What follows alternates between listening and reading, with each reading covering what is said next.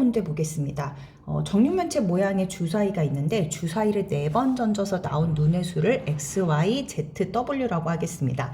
이때 이 방정식을 만족시키는 해를 찾으라는 소리죠.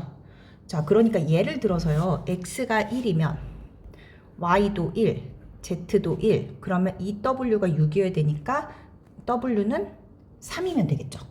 자, 이런 식으로 이걸 해당하는 순서상을 다 찾아야 한다는 거예요. 문제가 까다로워 보일 수 있는데, 자, 역시 특별하게 고정을 먼저 시켜야 할 것이 있는지 살펴봅니다.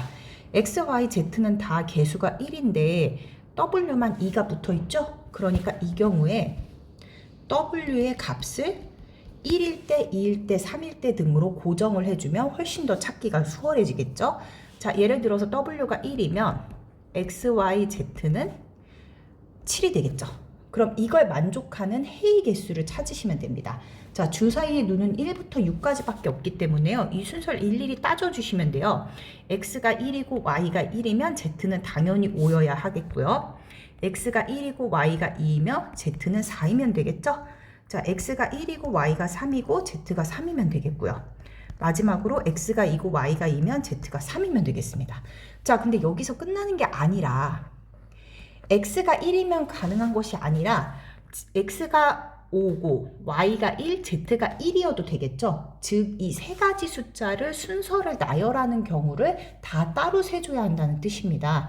그런데 이렇게 중복된 숫자가 있을 때 순서를 나열하는 건 우리는 배운 적이 없어요. 배운 적이 없지만 경우가 몇 가지 안 되니까 직접 세줄 수 있습니다. 자, 115라는 숫자 배열을 해보면 5라는 숫자 혼자만 다르니까 이렇게 5의 배치가 세 번째냐, 두 번째냐, 첫 번째냐에 따라 경우가 나뉘겠죠?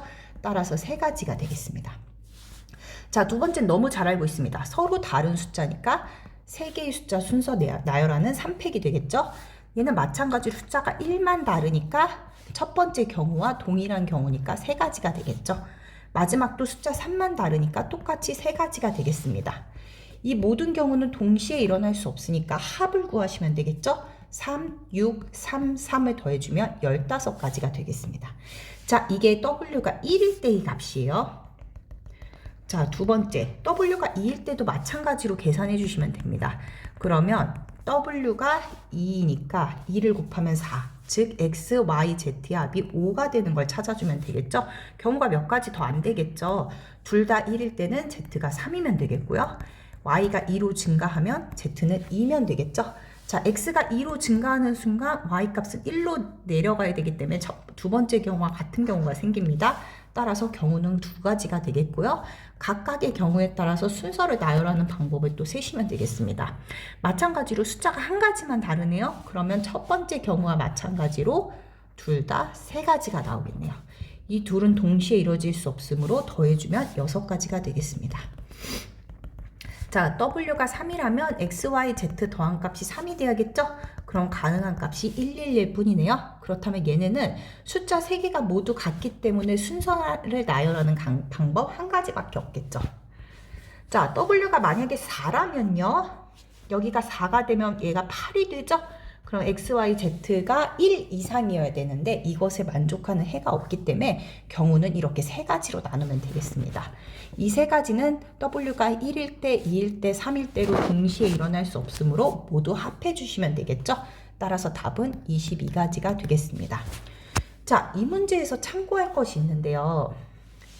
자, 여러분들이 이 문제에서 자, 이 해를 구하는 과정을 보시면 x가 1이 나올 수도 있고 y가 1이 나올 수도 있고 z가 5가 나올 수도 있고 이렇게 같은 값이 나오는 경우들이 생기잖아요. 이런 걸 나중에 확률과 통계라는 과목에 가면 중복조합이라는 공식을 배우게 되면 조금 더 공식화해서 문제를 풀 수 있기는 합니다. 그런데 이 중복조합으로 풀게 될 경우에는 제한 조건이 각 해가 음이 아닌 정수만 되고요.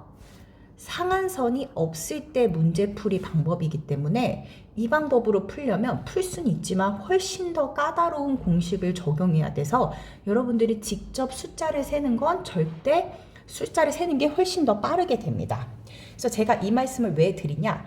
혹시 예습을 한 친구들 중에서 이런 아이디어를 알기 때문에 문제 해결을 시도를 하려고 하는 친구들이 있을 텐데요. 이렇게 선행되는 학습이 유리한 풀이는 절대 나오지 않고요. 혹은 그게 조금 더 간단하다고 생각될 수 있는 가능성이 있는 문제는 절대 나오지 않습니다. 절대 나오지 않으니까 여러분들이 혹시 고민이 된다면 꼭 다른 풀이를 시도해 보시면 좋겠고요. 자, 이렇게 경우를 일일이 나열하는 것들이 더 빠를 수 있다는 걸 기억해 주시면 되겠습니다. 경우의 수에서 가장 어려운 문제는 항상 늘 일일이 세는 문제라고 했어요.